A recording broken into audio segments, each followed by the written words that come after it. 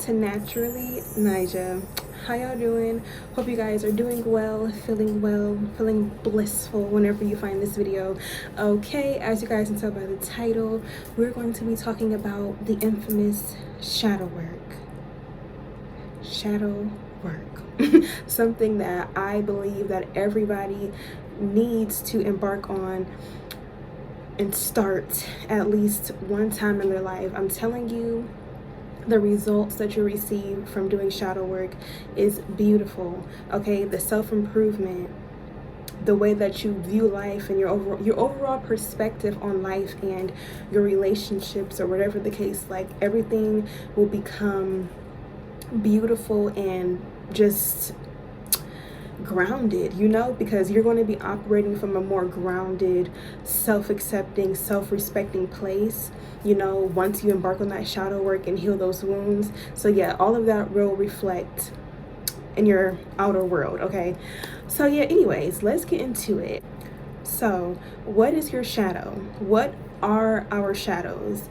Your shadow side is the side of yourself that you may tend to suppress, ignore, look down upon. It's a side of yourself that you don't really acknowledge, and that's not healthy. Okay, our shadows tend to come forth when we get triggered by something.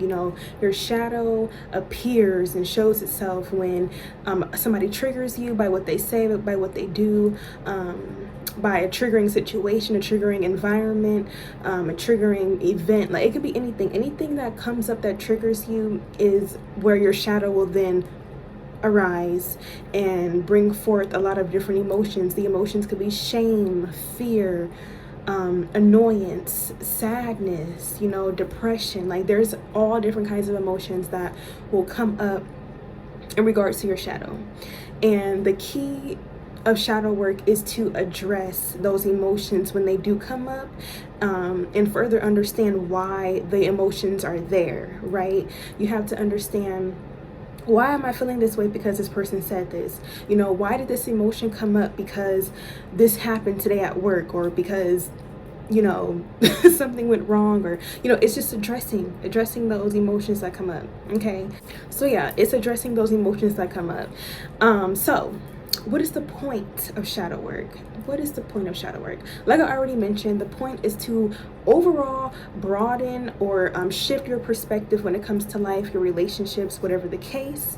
Okay, the overall purpose of it as well is to just explore your whole self. It's to acknowledge your shadow and connect with your shadow in a way in which you can coincide with it in a healthy way, right?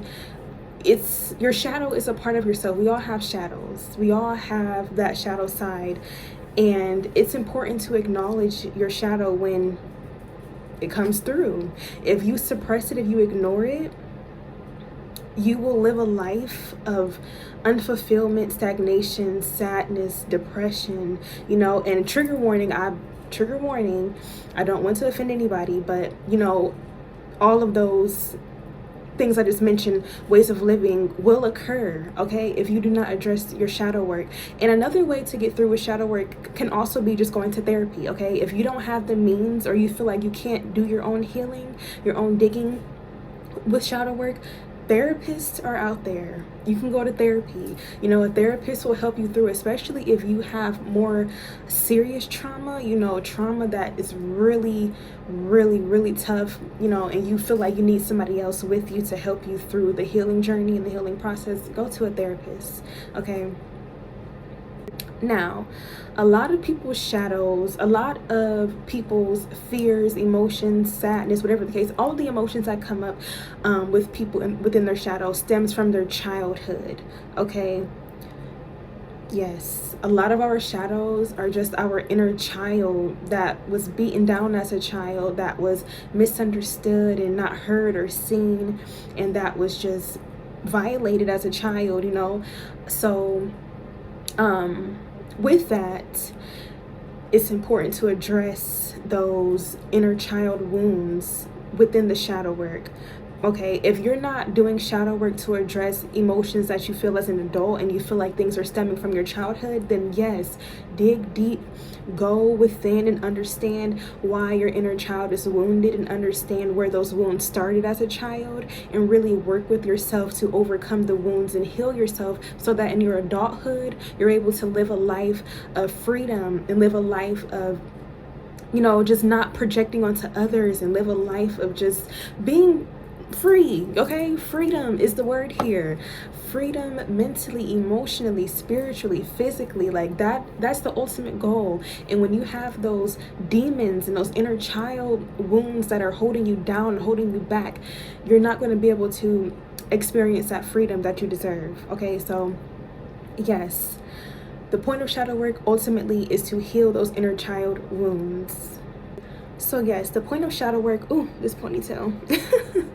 The point of shadow work is to understand why you are triggered, like I already mentioned. Okay, and once you begin that shadow work and once you do that work to understand why, you'll then gain those new perspectives, like I mentioned. And with those new perspectives, you'll then address life and address people and situations coming from a healthy, healed space rather than a hurt, burden place. Okay, so let me give an example. So let's say as a child, trigger warning, okay, I'll use a personal example. Okay, let's say as a child you never felt heard or seen. You kind of always felt like the misfit, or you were actually the misfit around your family, around your friends. So with that, it caused you to hide yourself. It caused you to mask who you really are, because all you really wanted was acceptance, but because you weren't being accepted, you had to shift and mold into something else or somebody else, right? So let's say that happened as a child, and as you grew up, as you grew into adulthood, you never addressed those wounds. You never addressed that feeling of never being heard or seen as a child. So as you've gotten older, in your connections, in your relationships, things tend to fall short, or things tend to get frictiony or rocky, because you are kind of projecting, or you're masking yourself. You're not being yourself to people, and so people see through that, right? And it causes, like I mentioned, for your relationships to become frictiony or fail, fizzle out, whatever the case. And let's say that it happens continuously. It's like a continuous pattern. Like you're like, oh my goodness, like why can I not maintain a friendship? Why can I not maintain a relationship? You know, what is wrong with me? Like, why do I keep running these people away? Okay, why do I feel so like fraudulent and fake? That's a beautiful example. And it's because your inner child is begging for you to work with them, to explore those wounds that was there as a child, and to really heal those wounds of acceptance and being heard and seen. So as you work on that in your adulthood years, you'll develop your true sense of self, and you'll be able to display and act on who you really are at your core, like who you really are, without having to mask yourself. And with that, you'll then attract all of the right relationships, all of the right people, all of the right experiences, environments, etc., etc., etc. And you'll understand, wow, like that healing really did it for me. You know, if I would have continued to live life in a fraudulent way, like not being myself, then I would just be in a continuous cycle of disappointment in relationships and stuff like that. So that's just one example. There are so many examples out there, and you personally will know your exact situation. Okay, and I'm only wishing for the best for everybody here watching in regards to your shadow work journey or your therapy journey, whichever route you take. I'm wishing you the best of luck, because everybody deserves that level and that sense of freedom in their selves, okay, in order to live a blissful life. All right, yeah. And another thing that happens with shadow work, or the point of shadow work, is to eliminate projections, because if you are an adult that is not healed and you have demons, you'll do a lot of projecting onto others. You'll expect you'll expect people to operate in a way in which isn't real, isn't reality. You can't expect people, you can't expect anything out of anybody, because everybody, like, we are our own individuals. Okay, like you can't expect anybody to do anything that you want them to do. Okay, and if you project onto others and project your insecurities and project whatever the case onto other people, that's only harming the person and yourself. It's not fair to others. So yeah, another point of shadow work is to eliminate those projections. Okay, so now I'm just going to, last part of the video, I'm just going to get into how I personally embarked on shadow work and what worked for me, and hopefully that, hopefully it helps somebody here. Okay. If my method is not for you, that is perfectly fine. Find your own method. I've seen so many different methods out there in regards to shadow work. Make it personal, make it work for you. Okay, the ultimate goal is just healing, so whatever works will work. But okay, let's get into what I did and then we'll close up the video. Okay, so for me, at the beginning of my shadow work journey, I first and foremost got on YouTube, like you're here now, and I looked up shadow work for beginners, and boom, a beautiful melanated queen came up. One of her videos came up, and I watched the video. She gave methods in which worked for her. I put those methods into practice for myself, and it worked out beautifully. So what I did was I first started out with getting out my journal, of course, okay, sitting at my desk, making sure everything around me was silent, sitting in stillness, grounded myself, meditated basically. Some days I would meditate, with no sound, and other days I would meditate with music on. Okay, it's up to you, do what you want to do. Okay, but ultimately what I did before I started writing was just meditate, ground myself on how I was feeling and what I wanted to address that day and what I felt like needed to be addressed that day in that moment in time. Okay, so yes, after the whole meditation session, I got to work, and what I did was I wrote out writing prompts, and I also relived those tough moments that I wanted to heal and grow from. Shadow work is really reliving a lot of the trauma, and that's where it becomes triggering, but that's the whole point. Okay, those triggers are meant to come up so that you address them. So yes, I relived the hard or difficult moments. Okay, I wrote up my prompts, and I actually have my prompts right here. I will read them out for you guys. So one of the prompts I wrote out was, where does this feeling of discouragement come from? I literally just wrote down where does this feeling of discouragement come from? Okay, another prompt I wrote out was, where do these feelings of loneliness come from? Basically asking myself the tough questions. Okay, so yes, there were more prompts, but those are just examples. You can write out your own prompts based on how you're feeling. Okay, I'm gonna stop messing with this. And just based on what you need. So yeah, I wrote out my prompts.